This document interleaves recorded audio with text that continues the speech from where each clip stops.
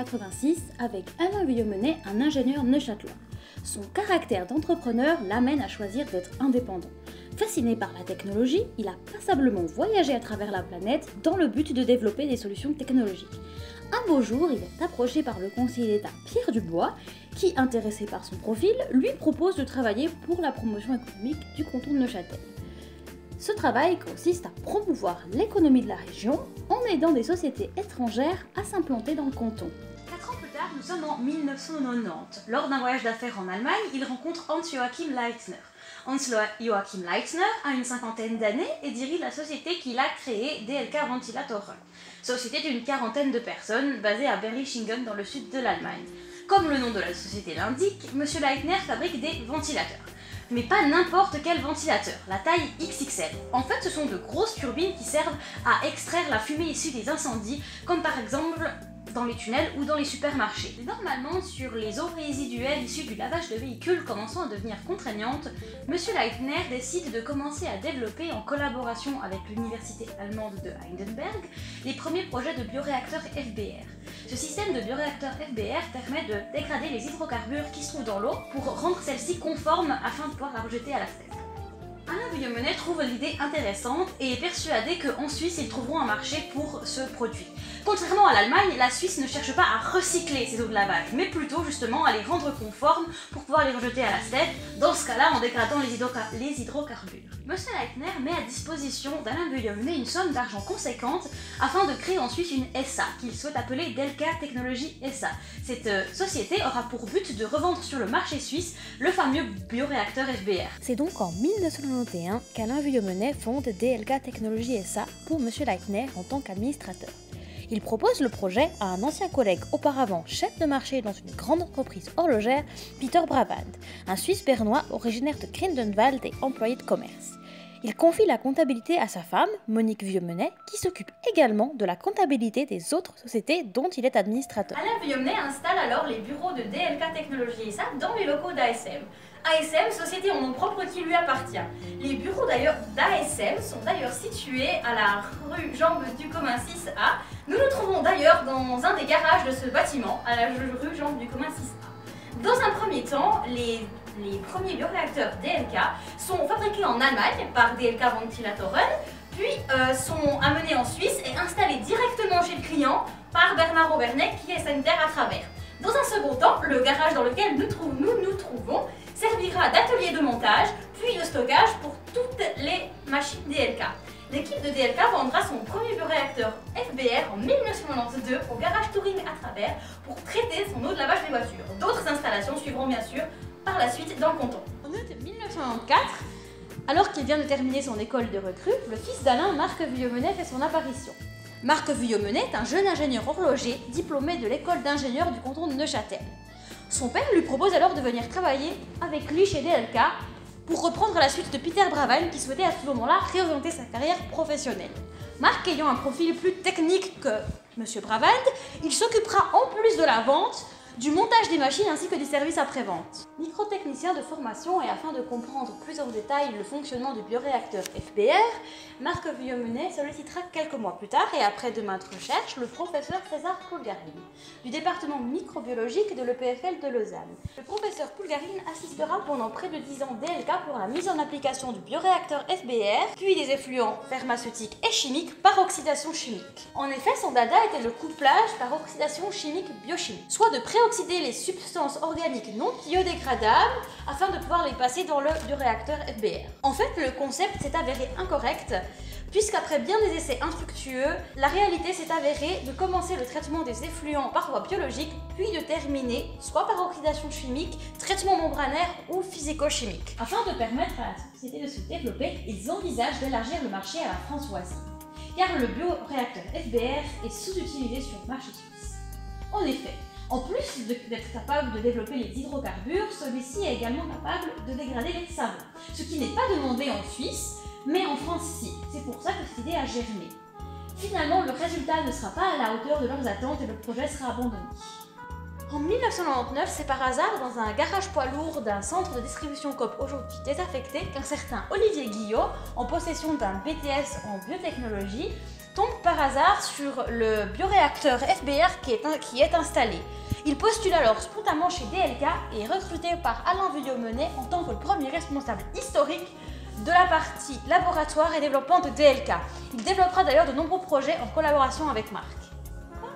Sera franchi par la société en 2001, lorsque DLK rapporte de France une nouvelle technologie peu connue en Suisse, l'électrocoagulation, qui permet d'enlever les métaux lourds, comme le font depuis longtemps les systèmes physico-chimiques en Suisse.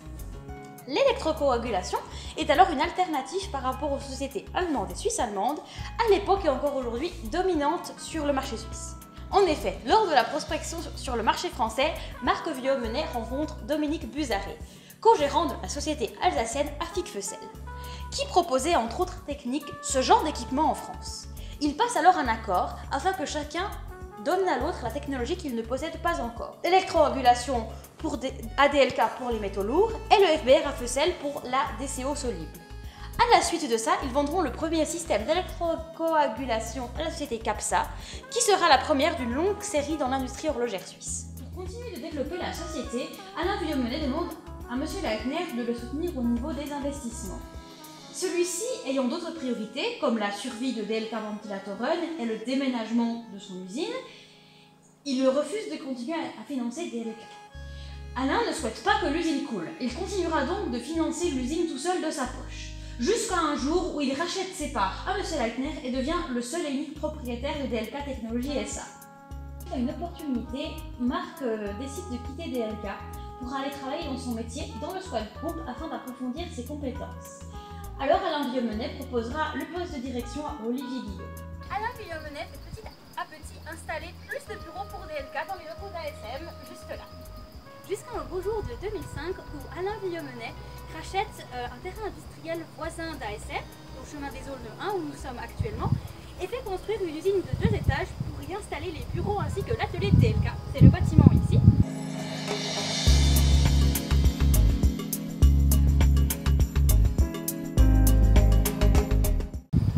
C'est une année plus tard, en 2006, que Marc Vuillaumenet, riche d'une expérience de chef de projet dans le Swatch Group, réintégrera l'équipe de DLK Technologies SA sous la direction d'Olivier Guyot.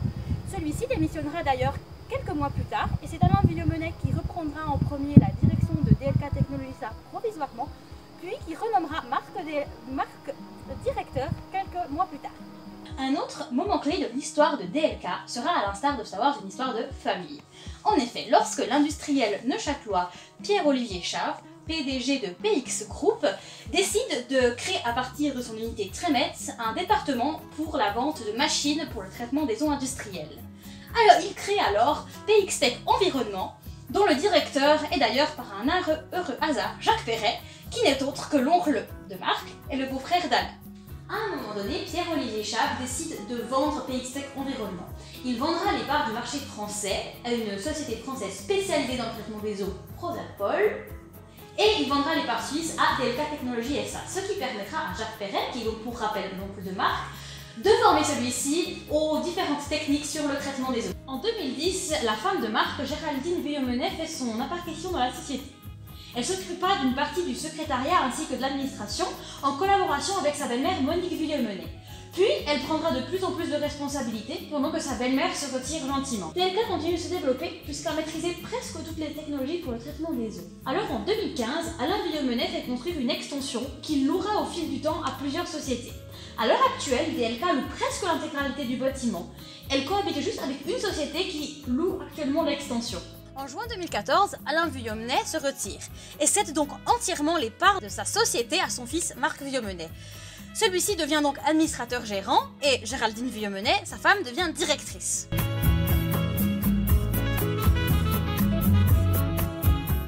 Ozone.ch SARL est depuis plusieurs années le fournisseur de DLK pour tous leurs produits d'ozone. Elle leur fournissait entre autres des générateurs d'ozone et des appareils de mesure d'ozone. Cette société suisse est basée à Boudry et dirigée par son créateur Enrico Riboni, un ingénieur en mécanique diplômé de l'EPFL. Enrico Riboni propose à ses clients une multitude de solutions, donc des systèmes de filtration, des appareils de mesure d'ozone, des générateurs d'ozone, des systèmes d'osmose inverse avec l'osmoseur ici et plein d'autres. Il a des clients dans plusieurs pays, en Suisse, en France et en Afrique du Nord. En effet, Enrico Riboni possède 3 succursales d'ozone. Ozone.ch, basé elle à Poudry, Ozone France, basé à Saint-Genis, près de Genève, et Ozone Tunisie. Cette dernière succursale sera arrêtée parce que son coût était trop important pour la société. C'est fin 2012 que l'histoire entre DLK et Ozone Uni commence. Enrico Riboni propose à DLK de lui racheter sa société. DLK accepte bien sûr et rachètera Ozone ainsi que Ozone France.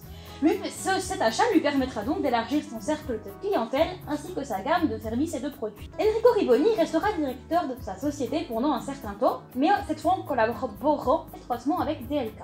Jusqu'à un beau jour 2014 où celui-ci décide de se retirer. La société Ozone sera donc complètement reprise par DLK. Cependant, elle conservera son statut de société SARL afin de protéger son nom. Le nom d'une société étant inscrit au registre du commerce étant beaucoup mieux protégé qu'une marque commerciale. Le nom Ozone.ch étant une des bonnes idées d'Enrico Riboni. Il sera donc décidé que la seule activité effective d'Ozone Suisse sera de louer son nom ainsi que ses connaissances à DLK. Ozone Suisse est donc une marque de DLK qui est la seule des deux sociétés à avoir une réelle activité en Suisse. Ozone France, quant à elle, vendra des produits de la gamme Ozone uniquement pour son propre compte, même si elle appartient directement à DLK. Ozone.ch sera progressivement intégré dans DLK. Cela prendra environ 5 ans. C'est donc fin 2017 que la société se dévoilera enfin son plein potentiel. Ozone.ch a également commencé à travailler en collaboration avec le département fédéral de l'agriculture, Agroscope, afin de développer un système de conservation des fruits et légumes bio à l'ozone. DLK est toujours une société familiale qui emploie actuellement une dizaine de personnes. Elle fêtera d'ailleurs ses 30 ans d'existence l'année prochaine. C'est une société qui vous propose des solutions clés en main attestées Swiss Label. DLK est d'ailleurs titulaire du Swiss Label depuis avril 2006. Elle vous propose des machines adaptées à vos besoins, s'occupe également de leur installation et vous fournit un service après-vente de qualité. Quant à Ozone, elle revend divers matériaux pour l'industrie mais également pour les particuliers. Ce sont généralement des solutions simples et économiques. En voici quelques exemples. Générateur d'ozone, osmoseur, appareil de mesure des gaz, appareil de mesure d'ozone. Les produits de sa gamme peuvent également être parfois utilisés pour compléter les installations de traitement de DLK lorsque par exemple on combine un osmoseur avec un adoucisseur pour compléter l'action de celui-ci.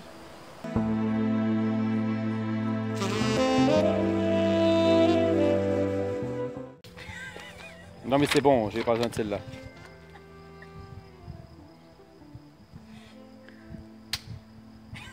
Voilà, ça c'est pour les bêtisiers. C'est bon. À l'heure actuelle, DLK est toujours une société. Bon, c'est bon, le fou rire, et oui. Non, ça c'est à vraiment mettre dans les best-of. Hein. Bon, tu sais quoi? Il faut que j'aille récupérer mes feuilles avant qu'elles soient loin. Oui. Tu viens venir à la caméra, par qu'elle les met? Non mais fais ça! Autre Jacques Perret, l'oncle d'Alain Viomenet, donc le beau-frère de... Marc Viomenet. J'ai dit l'oncle. D'accord, voilà. Bon, je vais recommencer. C'est bon, bêtisier, on te tient 2 heures hein, là. Voilà, donc c'est ton beau-frère, Jackie, en fait. Bon, allez, On va recommencer parce qu'il y avait ma main devant l'écran. Hein. De toute façon, t'as les feuilles. Hein. Ensuite, l'électrocoagulation, qui permet d'élever les métaux lourds comme le... D'enlever, pas d'élever. D'enlever les métaux... d'élever.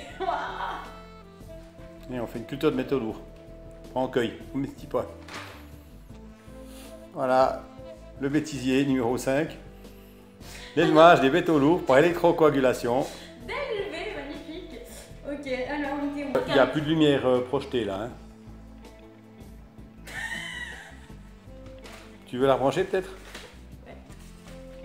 Oui, parce que pour passer le truc, j'ai dû la débrancher. De nouveau, on est vraiment tranquille, là, mais genre vraiment...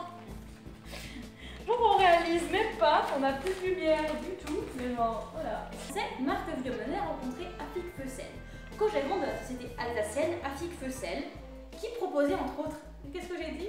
Il a rencontré Afik Feussel. Afik Feussel, la société Afik Feussel. Fait son apparition dans la société. C'est le criquet, t'inquiète pas. Pourquoi? Le criquet? On a un criquet. Ouais, dedans. Elle est vraiment chouette cette usine. Faut que j'arrive à le virer, mais... Bon, tu coupes ton machin 3 secondes.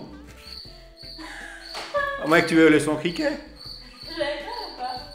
Je t'ai éteint, attends, désolé.